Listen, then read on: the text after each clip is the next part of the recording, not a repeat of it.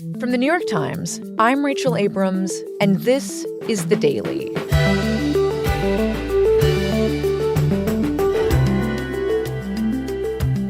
For the first time in nearly a decade, President Trump will meet with China's President Xi Jinping in Beijing. The meeting comes as Trump struggles to extract himself from the war with Iran and must now face off against China, the biggest threat to the U.S.'s dominance on everything from technology to trade. Today, my colleague David Sanger explains what's likely to come of this meeting and, more pressingly, what will not.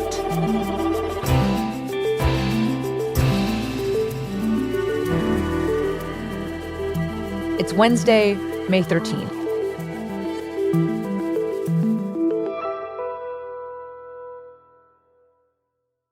Hey guys, can you hear me? David, we can hear you. Where are you right now? Good. I'm in my hotel in Beijing.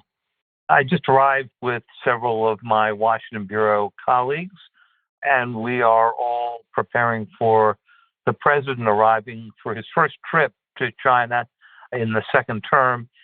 He'll get in on Wednesday night and meet Xi Jinping the next morning and part of Friday before he just turns around and goes right back home. Okay, so now that you're in Beijing, can you set the scene for us a little bit, David? Like, what is the significance of this meeting between President Trump and Xi Jinping? Well, as initially conceived, Rachel, this was going to be the first of a series of meetings this year in an effort by the president to have something of a rapprochement with the Chinese after many, many years of tension. The last time the president was here was 2017, and it was a very different situation.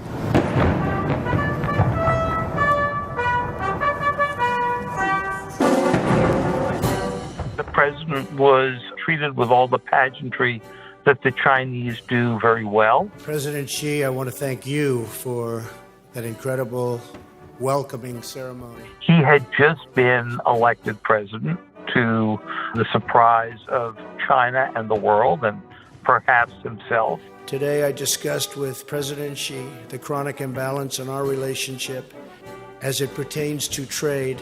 He was just beginning to think about how China correlated with his economic policies and his defense policies. The United States is committed to protecting the intellectual property of our companies and providing a level playing field. And was going to focus on China's rise as a major power. In the coming months and years, I look forward to building an even stronger relationship between our two countries, China and the United States of America.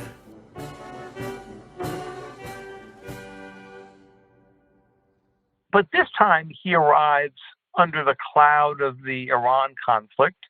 You'll remember he was supposed to come here in April and put it off, and did so, I think, fairly convinced that by mid-May, Iran would have already capitulated. And now instead he shows up with Iran resisting, with other world leaders like Chancellor Merz of Germany contending that Iran has humiliated the United States, and with the Chinese themselves a bit mystified about why the U.S. was having such a hard time opening up a body of water such as the Strait of Hormuz, or defeating a kind of second or third-rate power in their mind like Iran. And of course, all summits are about optics, and while I'm sure there will be all the pomp and ceremony that goes with these, the fact of the matter is he comes into this summit looking a bit weakened.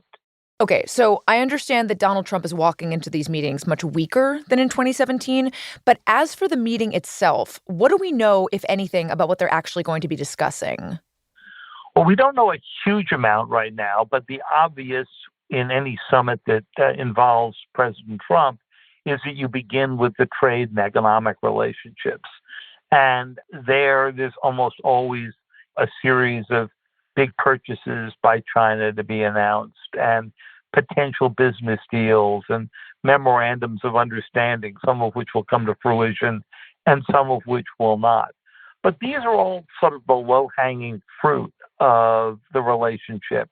I mean, this is what Donald Trump would do in any big summit meeting. And in some ways, those may be the easier of the issues to resolve, which isn't to say that any of them are easy. Well, can we dive into that a little bit more? Like, when you say low-hanging fruit, trade, business, what are we talking about exactly? Well, Rachel, this is Donald Trump, and his idea of a summit is to emerge with a bunch of business deals, even if they don't fundamentally change the nature of the relationship. And he set this one up just that way.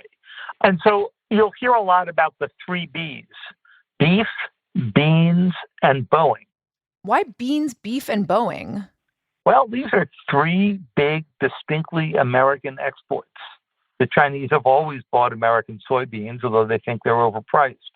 They've long been dependent on Boeing, although now they're building some very good aircraft of their own.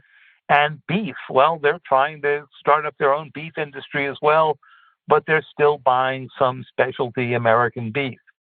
These are always the low-hanging fruit of these summits, because China needs to buy some of this anyway, and the president wants to be able to go out and describe something that is an immediate deliverable to the American people.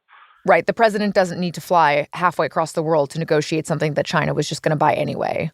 I'm sure that you will hear many announcements, and the president will declare that these were the biggest purchases ever, but they are fundamentally commodities. And that's where the two countries do business most easily. But, one thing that I did not hear you discuss in your discussion of the three Bs, David, was a pretty big T that we've been talking about on the show a lot, and that is tariffs. Where does that fit into all of this? Well, obviously, tariffs are a huge issue for the Chinese. China's been a big target of Trump's tariff regime, and I'm sure that it will dominate a lot of the discussion. But the fact of the matter is the Chinese were able to get President Trump to back down some last year when, in retaliation, they cut off rare earths and magnets and so forth to the U.S. to demonstrate that they, too, have a bit of leverage here. And then came the Supreme Court decision, which forced the U.S. to pay back some of the tariffs that have already been collected. And now a trade court decision is going after President Trump's ability to impose a 10% tariff on every country. So I think that Xi Jinping probably feels like he's already won half his argument before he starts. Now, there are some tariffs on specific Chinese products that certainly are a big concern to them. And here, the biggest example is Chinese cars. The Chinese during the president's first term exported about 1 million cars a year. This past year, they've exported around the world 7 million, except to the United States, where they were barred, chiefly by Joe Biden, who put a 100% tariff on Chinese cars. And that's a big source of complaint on the part of the Chinese. Okay, so China is going to want to push to get these cars into the U.S. Do we expect a deal? No, we do not, because I think everybody recognizes that China's car production capacity is posing a considerable threat to the American car makers, just as Japan did decades ago. But I think what's worth remembering here, Rachel, is these are the immediate trade tensions that take place between countries all the time, with our adversaries, with our allies. But what's frustrating sometimes around these summit meetings is that we all know there are much more fundamental divides between the two countries, divides that go to the heart of the question of who will be the dominant economic power, the dominant military power, the dominant technological power for the next number of decades. And it's not clear whether any of those core issues in the relationship will come up, at least in direct form.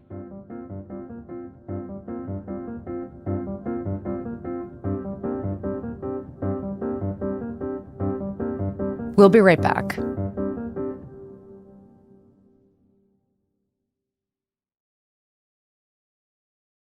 So, David, talk to us about those fundamental divides that are both at the heart of the battle for dominance between these two countries and also potentially unlikely to come up in the meeting this week.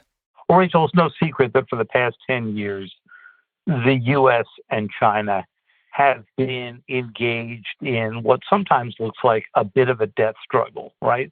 Xi Jinping has made no secret of the fact that by 2049, he wants China to be the number one military, economic, political, and perhaps even cultural power in the world.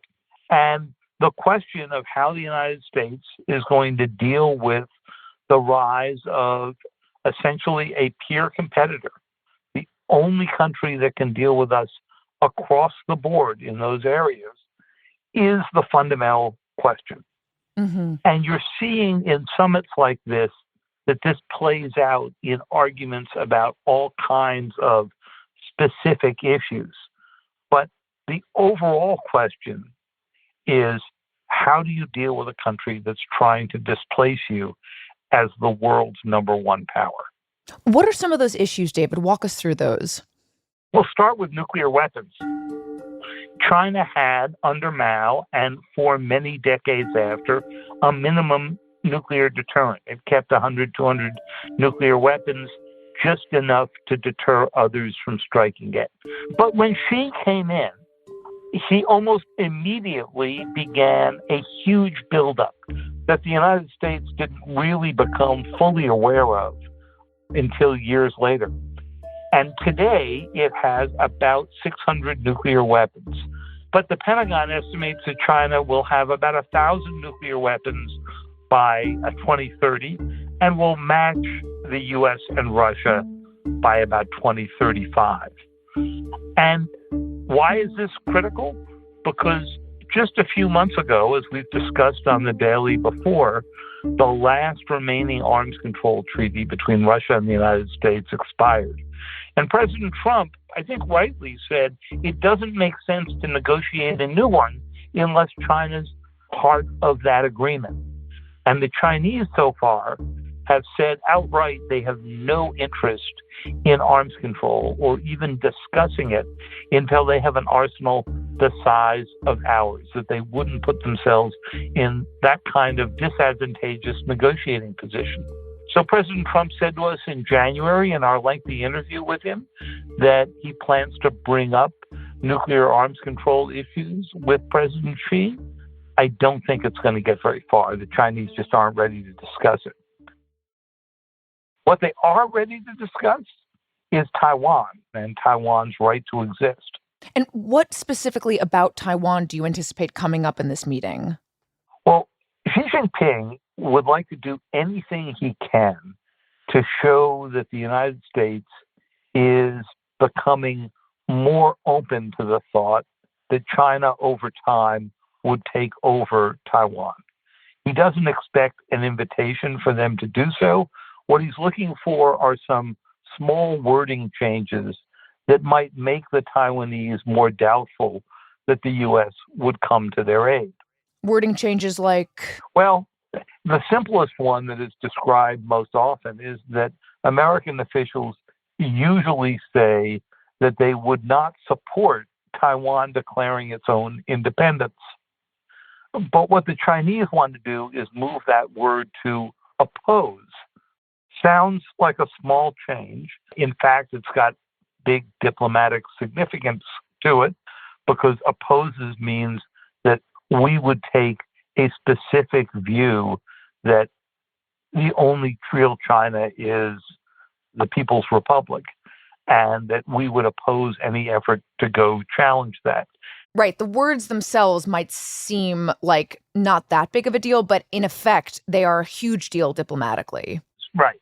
And we just don't know how this is going to turn out. One of his aides told reporters in a briefing over the weekend that he expected no change in the American position. But that's only true if the president doesn't freelance. And of course, we know he is bound to freelance. Which I can imagine is exactly what China's hoping for. Yes. But what's really interesting is that Taiwan is one of the few topics that when you raise it with President Trump, he refuses to get fully engaged. It seems like there are a couple reasons why you might think that Taiwan would be higher up on the president's priority list, so to speak. Like, one thing we haven't mentioned yet, of course, is the technology, the chips that are related to AI that Taiwan is a big producer of. For that alone, you'd think that perhaps the president would be very keen to discuss Taiwan.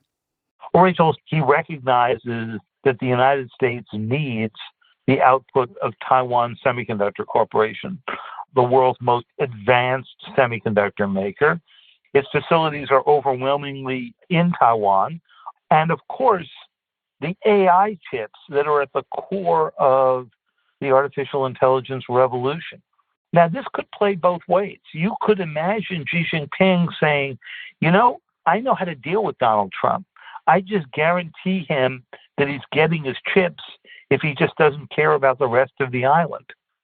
I think for myself, and probably for a lot of other people, AI, perhaps more than many of these other issues on the table, feels really front of mind. This technology, it feels like it is racing out in front of our security, maybe even our understanding of it. And so are we imagining that we will see any kind of real action on this front from these two leaders at the meeting this week? Well, usually we found that these discussions between world leaders are pretty limited and pretty superficial. During the Biden administration, it took months to negotiate a simple line or two between the U.S. and China in which the two countries agreed never to allow their nuclear weapons to be directed by artificial intelligence programs. So it seemed like a pretty basic thing. Let's keep human beings running our nukes. But the idea was to build on that and try to get some common understandings about not letting artificial intelligence make life and death decisions when it comes to autonomous weapons.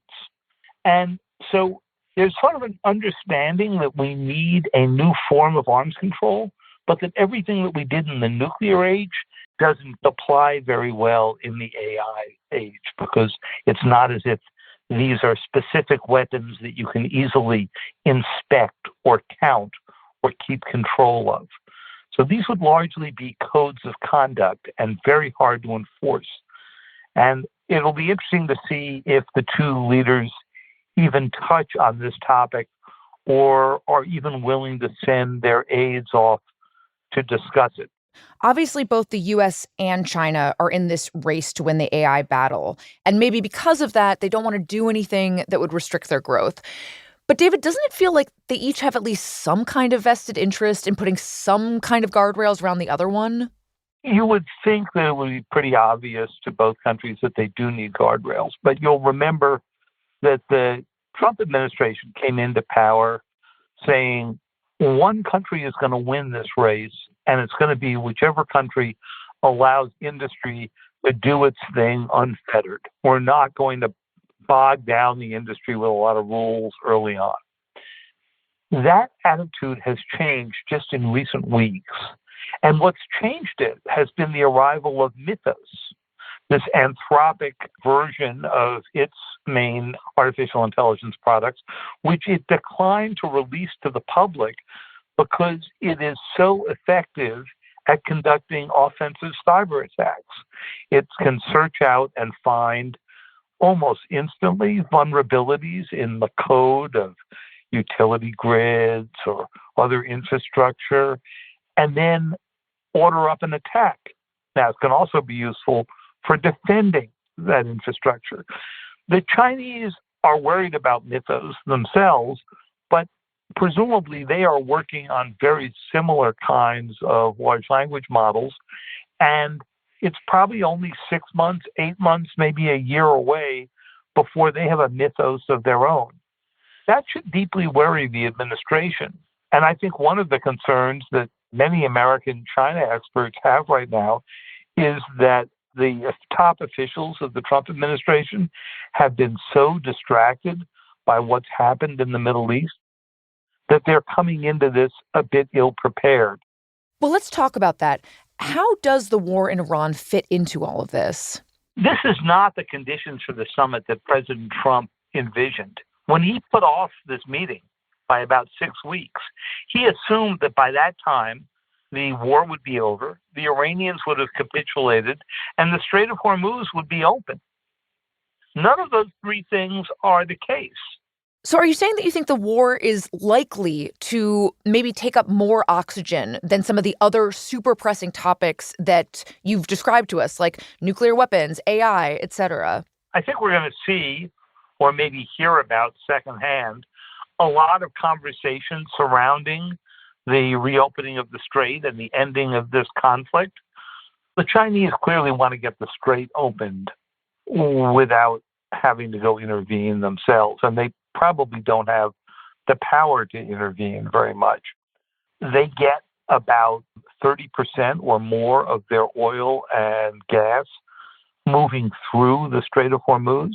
So the Chinese have a huge economic interest in getting this resolved, especially because their own economy wasn't doing so wonderfully before the war in Iran.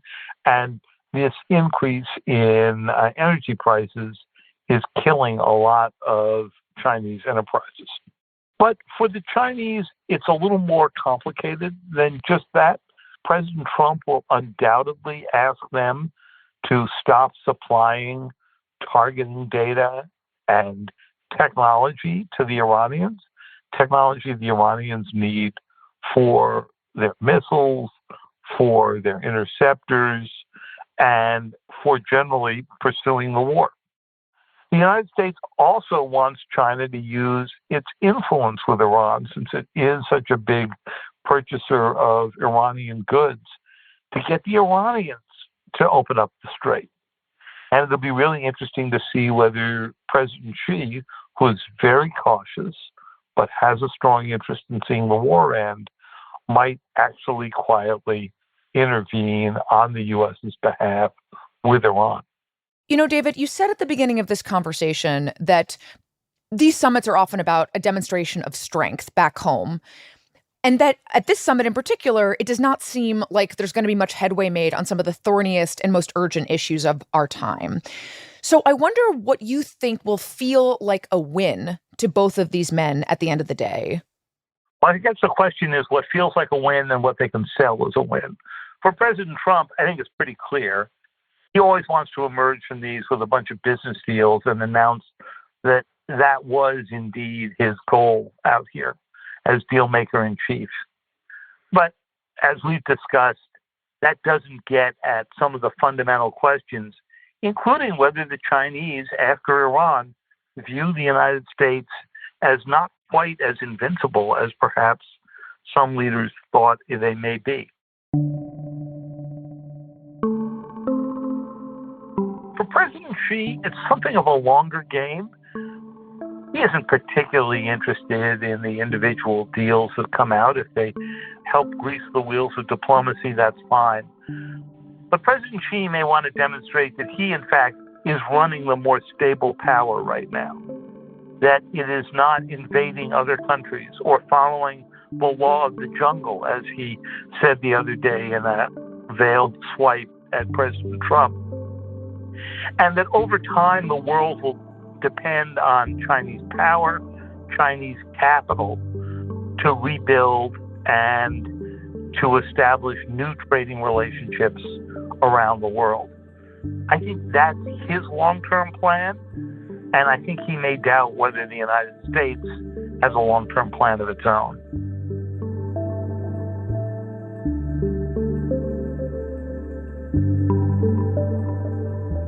David, thank you so much for making the time, and hope you have an easy trip. Thank you, Rachel. It'll be interesting.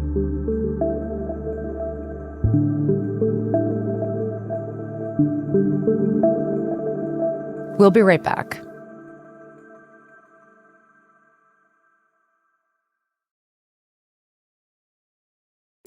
Here's what else you need to know today. Dr. Marty Makary, the commissioner of the Food and Drug Administration, resigned on Tuesday after weeks of pressure and rumors that President Trump was planning to fire him. Dr. Makary ultimately left over concerns about the administration's decision to authorize fruit-flavored e-cigarettes, which he opposed, according to people familiar with the matter. And Kash Patel, the FBI director, sparred with Senator Chris Van Hollen of Maryland at a budget hearing over his conduct. including whether he ordered polygraphs of FBI employees to find leakers, and a report that claimed that he drank excessively in a way that affected his work. Patel, who has denied the report about excessive drinking and sued the publication, accused Van Holland of drinking with Kilmar Abrego Garcia, an immigrant who the Trump administration mistakenly sent to a prison in El Salvador. Today's episode was produced by Jessica Chung, Shannon Lin, Adrian Hurst, and Anna Foley. It was edited by Devin Taylor with help from Paige Cowett and contains music by Chelsea Daniel and Marian Lozano.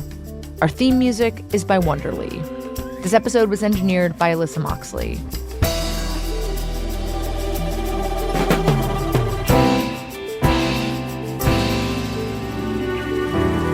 That's it for The Daily.